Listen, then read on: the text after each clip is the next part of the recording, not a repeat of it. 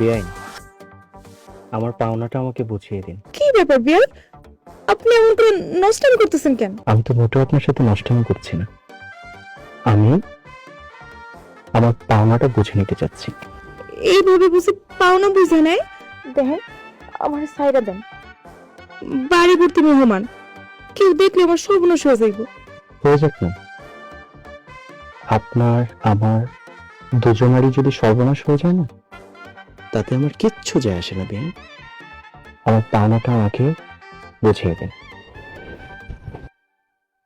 দেখেন, যেখানে সেখানে বদমাশি করবেন না। বিয়াই বলে ছাইরা দিলাম, আপনার জায়গায় যদি অন্য কি হইতো না, হয়তো হাত পা ভাইঙ্গা বস্তায় বুড়া রাখতাম। ওরে বাপ রে বাপ,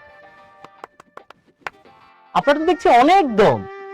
এই যে এক্সকিউজ মি বিয়াই, এসব হুমকি ধামকি আমাকে দিয়ে কোনো লাভ নেই।